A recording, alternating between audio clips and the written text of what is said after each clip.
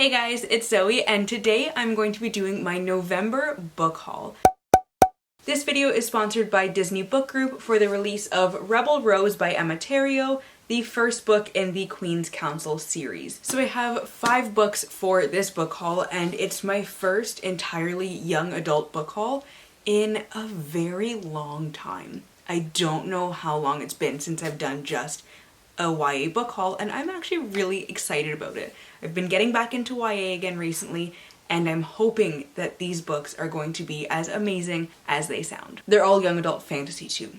So I'm super excited because I've been getting in the mood for fantasy. Winter just does it to me, I don't know, but I'm here for this. Let's just dive into this book haul and I will show you the 5 books that I've gotten so far this month. And honestly, what would one of my book hauls be if I didn't do dramatic readings? I have to. It's a staple. The first book, naturally, is Rebel Rose. So this series is everything that I have needed in my life. It's reimagining Disney princesses, so it's a retelling of Disney princesses, and this one is Belle. Beauty and the Beast is my favorite retelling. We all know that I am just so in love with retellings. I just need the whole series right now. And not only is it a retelling, it's historical fantasy. It just, everything is, let's just get into this. Torn between 2 worlds, neither of which she really belongs to.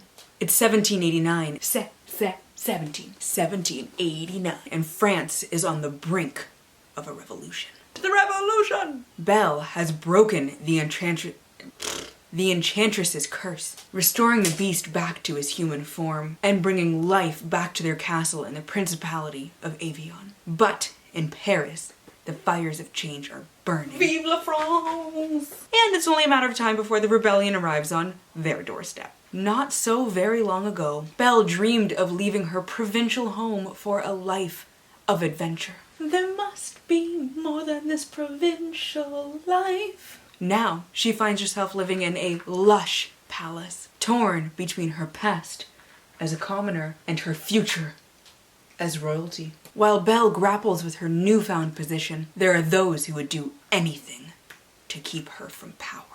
When she stumbles across a magic mirror that holds a dire warning, "Are you magical?" Belle wants nothing more than to ignore the mysterious voice calling her to accept a crown that she never desired. La la la la la la. But violent factions of the rebellion may already be lurking in her own castle, and doing nothing would endanger everything she holds dear. With the fate of her country, her love, and her life at stake, Belle must decide if she is ready to embrace her own strength and the magic that ties her to so many female rulers before her, to become the queen she is meant to be. So this mysterious magical power shows up in all of the Queen's Counsel books, taking these princesses who think they're living in their happily ever after, and then they're like, nah, we're actually gonna ruin your lives a little bit, but it's gonna be fun, it's gonna be magical, it's gonna be whimsical, you still have the love of your life, hopefully, but it's gonna be amazing. This is so shiny, I love it. All I'm saying is I'm pretty sure this is gonna be the first book on my December TBR.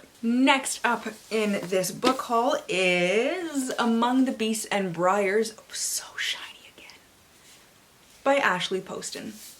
Can we, like, get a shadow or something here? Like,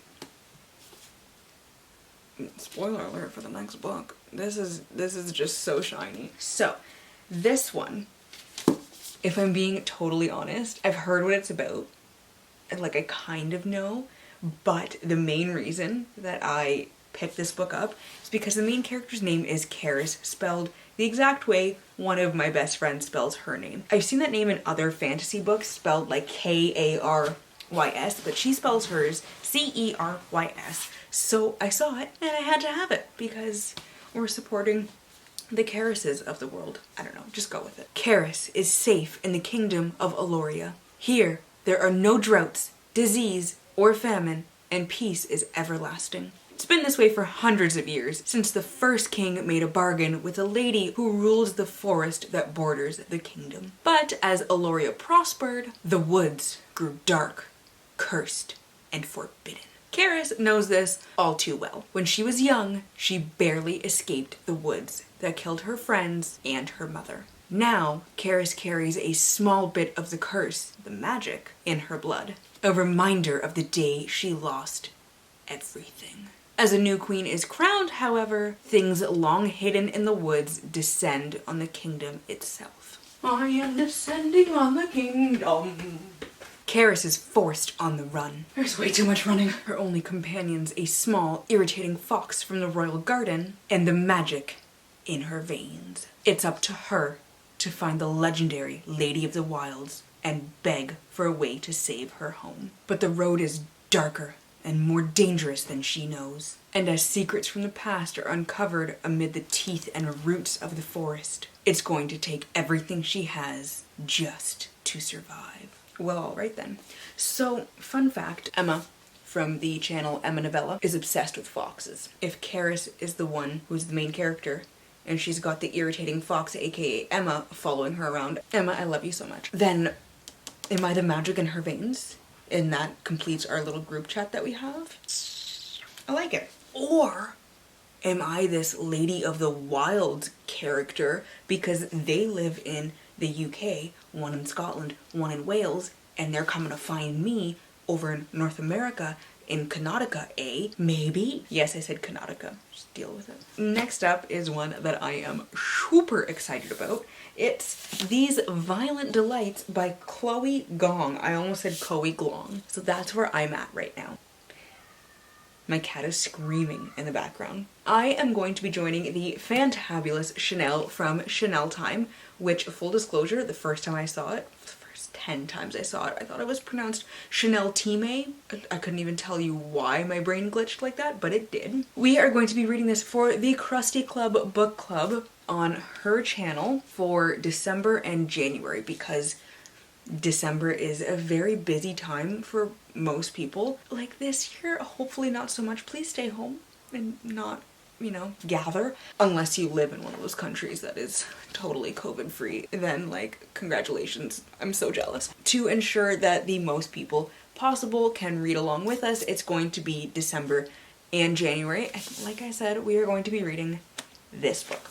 I have heard so many good things. Do I know what it's about? No. Book Twitter made me buy it. Let's find out what this is about. The year is 1926 and Shanghai hums to the tune of debauchery. What exactly is the tune of debauchery?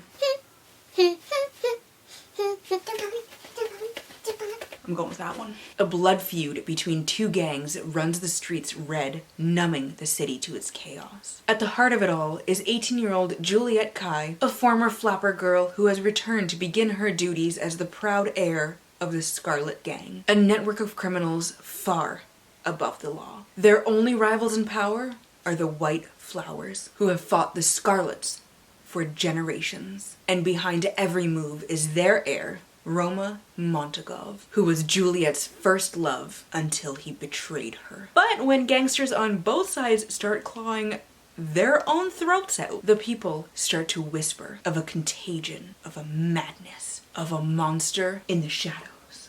Boo! As the deaths stack up, Roma and Juliet must set their guns aside and work together, no matter their personal grudges. For if they cannot contain this mayhem, then there will be no city for either left to rule. So here's the thing. I had like skimmed this in the bookstore, and what caught my eye was a thing at the very bottom that said it's a reimagining of Romeo and Juliet. And I was like, sick. Let's get this. And it didn't hit me until I saw a tweet saying, you do realize that this is a retelling of Romeo and Juliet, right? You remember how Romeo and Juliet ends, and I was like, what have I done to myself? Am I ready for my heart to be broken? I feel like this is gonna build it up so much better than Romeo and Juliet. You knew each other for like 2 weeks. So this already has like past history in there, and I think it's going to reel me in and reel and reel and reel and all this fun stuff, and it's gonna make me love it. And then bam, they're both gonna, that was my phone, they're both gonna die at the end, like some Adam Silvera something or something. So the last 2 books that I have are sequels, and as we know here on my channel, I never tell you what the sequel is about because I don't want to spoil anything for anyone or myself. The first one that I got was The Evercruel Kingdom by Rin Chupeco, which is the sequel to The Never Tilting World. And fun fact, I am actually currently reading this one right now. I am 60 pages into it and loving it. So I'm not going to read what this is about because I don't want to spoil myself. It's a big shiver. We're fine. Everyone is fine. A world split between day and night. Remarkable in beauty and fearsome in power. Generations of twin goddesses have long ruled Aeon. Eon? I'm gonna go with Eon. Until 17 years ago, when one sister's betrayal defied an ancient prophecy and split their world in two. The planet ceased to spin. Oh my god, my camera cut me off. That's so rude. And 3/4 of the world perished. Now, a great abyss divides the planet. One side cloaked in perpetual night. You don't got a flashlight or anything? The other scorched beneath an unrelenting sun. While one sister rules Arinth, a frozen city surrounded by a storm-racked sea. Her twin inhabits the sand-locked golden city. Each goddess has raised a daughter, and each goddess keeps her own secrets about the past. But when spectral forces summon those daughters to the site of the breaking, the two young goddesses, along with a powerful healer from Arinth and a mouthy desert scavenger, set out on separate journeys across treacherous wastelands, desperate to heal their broken world, no matter the sacrifice it demands. Like I said, I'm 60 pages in and loving it so far. Still in that first little bit in a new fantasy series where you're like, I don't really know what's going on, but I'm here for it. I'm very lost, but I'm here for it. I'm just hoping things start making sense soon, but I'm loving it so far. Oh my goodness! And finally, I have Children of Virtue and Vengeance, which is, of course, the sequel to Children of Blood and Bone by Tomi Adeyemi. I loved this one when I read it when it first came out, and I've been meaning to get to this one, but I just haven't. Don't ask questions. I don't know why. I haven't. Zeli Adebola remembers when the soil of Orisha hummed with magic. Burners ignited flames. Whoosh. Tiders beckoned waves. Come here, waves. Come here.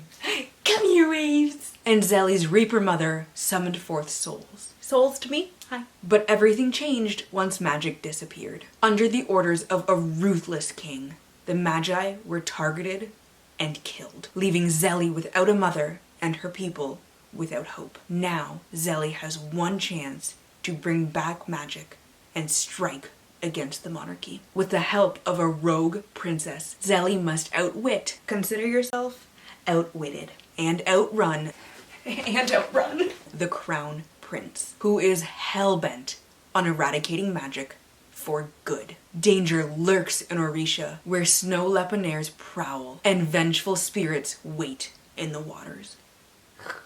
Yet the greatest threat may be Zeli herself, as she struggles to control her powers. Powers, please control yourselves. Absolutely not. We will not control ourselves. And her growing feelings for an enemy. Dun dun dun! Like I said, I loved it. I cannot wait to get into the second one. I am just a little bit upset because the second one is a lot smaller than the first one. And I'm always sad when the sequel is shorter than the first book. But I will withhold judgment until I've read it. And that is it. Also, I got this blanket. Oh my god, I'm freezing and I'm sliding again. Oh my god, I am a hot mess right now. What?